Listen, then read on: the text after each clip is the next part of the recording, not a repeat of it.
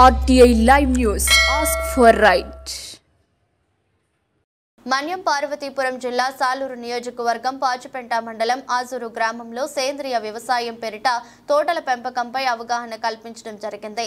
Malaria, typhoid, dengue వంటి వ్యాధులు ప్రబలకుండా ముందు జాగ్రత్త చర్యలు తీసుకోవాలని, కాచి వడబోసిన నీరు తీసుకోవాలని, పరిసరాలు పరిశుభ్రంగా ఉంచుకోవాలని, దోమలపై దండయాత్ర చేయాలని, విధులను కాలువలను ఎప్పటికప్పుడు శుభ్రం చేసుకోవాలని, వ్యాధి నిరోధక శక్తి పెంచుకునేందుకు వ్యాయామం, మంచి ఆహారం తీసుకోవడం అవసరమని, తగు సమయంలో వైద్య సేవలు పొందాలని నీర్ డైరెక్టర్ పి వేణుగోపాలరావు, సిబ్బంది కోట మోహన్ రావు, వసంత, శ్రీనివాసరావు, రామకృష్ణ కలిసి ప్రజలతో ప్రతిజ్ఞ చేయించారు.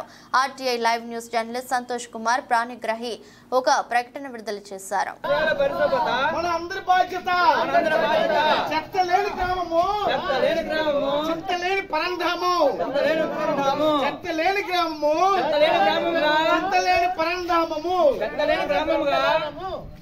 చెత్తలేని గ్రామముగా ఆజూరు గ్రామం చేద్దాము.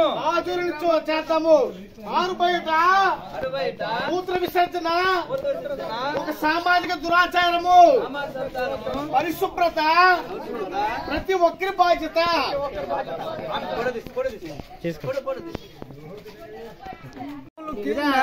మేకలకి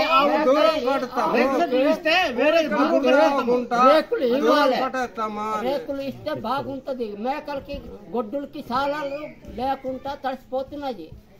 అవి ఇస్తే బాగుంటది.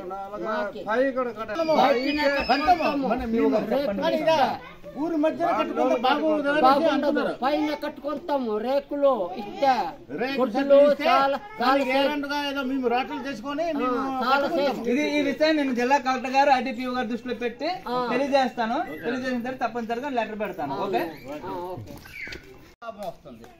మనం ఎరువుల ద్వారా తిన్నాం అనుకోండి, ఎరువుల ద్వారా తినడం వల్ల మనం ఆరోగ్యానికి గురవుతాము, అనారోగ్యానికి గురవుతాము.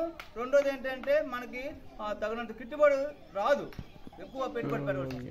అందుకే మనం పశువులు, మేకలు ఈ యొక్క గెత్తం ద్వారా మనం పంటలు పండించినట్లయితే, సేంద్రియ పంటలు పండించినట్లయితే ఎక్కువ 12 రకాల విత్తనాలు కూడా మీకు ఖాళీ ప్లేసుల్లో కానీ, పెరటితో ఇంటి ముందు కానీ ఖాళీ ఉంటాయి. లేదంటే మన పొలాల గట్టుల మీద కానీ మీరు ఎక్కడైనా ఇది వేయచ్చు.